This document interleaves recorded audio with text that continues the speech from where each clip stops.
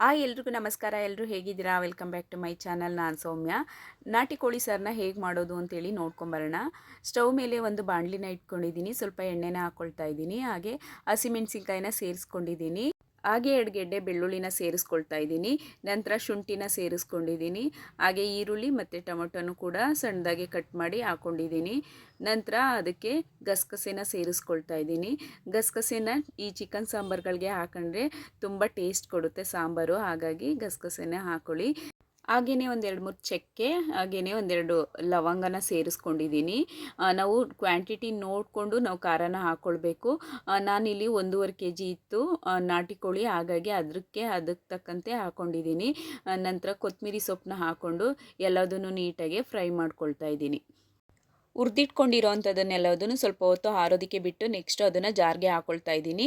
ಅದಾದ ನಂತರ ಅದಕ್ಕೆ ಸ್ವಲ್ಪ ನೀರನ್ನು ಸೇರಿಸ್ಕೊಂಡು ನುಣ್ಣಗೆ ರುಬ್ಬಿಟ್ಕೊಳ್ತೀನಿ. ಒಂದು ಕುಕ್ಕರ್ನ ಇಟ್ಕೊಳ್ತಿದ್ದೀನಿ ಸ್ಟವ್ ಮೇಲೆ. ನಂತರ ಅದಕ್ಕೆ ಸ್ವಲ್ಪ ಎಣ್ಣೆನ ಹಾಕ್ಕೊಳ್ತಾ ಇದ್ದೀನಿ.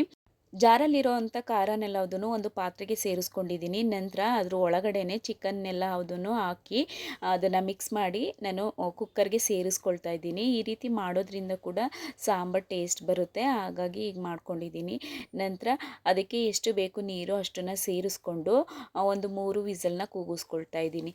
ಮಾಂಸ ಏನಾದರೂ ಸ್ವಲ್ಪ ಬಲ್ತಿತ್ತು ಅಂತ ಅಂದರೆ 3 ವಿಸಲು 4 ವಿಸಲ್ನ ಕೂಗಿಸ್ಕೊಳ್ಬೇಕಾಗುತ್ತೆ. ಇಲ್ಲ ಅಂತೇಳಿದ್ರೆ 2 ವಿಸಲೇ ಸಾಕಾಗುತ್ತೆ. ನಂತರ ನಾನು ಒಂದು ಜಾರನ್ನ ತೊಗೊಂಡಿದ್ದೀನಿ. ಅದಕ್ಕೆ ತೆಂಗಿನಕಾಯಿ ಹಾಗೆಯೇ ಕಡಲೆನ ಹಾಕ್ಕೊಳ್ತಾ ಇದ್ದೀನಿ. ಹಾಗೆ ಸಾಂಬಾರು ಪೌಡರ್ನ ಸೇರಿಸ್ಕೊಳ್ತಾ ಇದ್ದೀನಿ. ನಾನಿಲ್ಲಿ ಹುಳಿ ಸಾಂಬಾರಿಗೆ ಏನು ಸಾಂಬಾರು ಪೌಡರ್ನ ಯೂಸ್ ಮಾಡ್ತೀನಿ ಅದನ್ನೇ ಸೇರಿಸ್ಕೊಳ್ತಾ ಇದ್ದೀನಿ. ಇಲ್ಲ ಅಂದವರು ಧನಿಯಾ ಪೌಡರು ಹಾಗೆ ಚಿಲ್ಲಿ ಪೌಡರು, ಗರಂ ಮಸಾಲ ಪೌಡರ್ನ ಸೇರಿಸ್ಕೊಳ್ಬೋದು. ನಂತರ ನೋಡ್ತಾ ಇರ್ಬೋದು 3 ವಿಸಲ್ ಕೂಗಿಸ್ಕೊಂಡಿದ್ದೆ. ಈ ರೀತಿ ಎಣ್ಣೆ ತೇಲ್ ಬರ್ತಿದೆ. ಈ ರೀತಿ ಆಗಿದೆ ಅಂತ ಹೇಳಿದ್ರೆ ಬೆಂದಿದೆ ಅಂತೇಳಿ ಚಿಕನ್ನು. ಇನ್ನು ನಂತರ ನಾನು ರುಬ್ಕೊಂಡಿರೋಂಥ ಖಾರನೂ ಕೂಡ ಸೇರಿಸ್ಕೊಂಡು ಈಗಲೂ ಕೂಡ 2 ವಿಸಲ್ನ ಕೂಗಿಸ್ಕೊಳ್ತೀನಿ.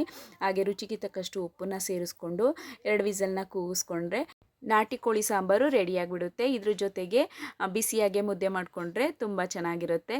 ನೀವು ಕೂಡ ಇದೇ ಮೆಥಡಲ್ಲಿ ನಿಮ್ಮ ಮನೆಯಲ್ಲೂ ಕೂಡ ಸಾಂಬಾರು ಮಾಡೋದಕ್ಕೆ ಟ್ರೈ ಮಾಡಿ. Thanks for watching video. Please subscribe ಮಾಡ್ಕೊಳ್ಳಿ. Thank you.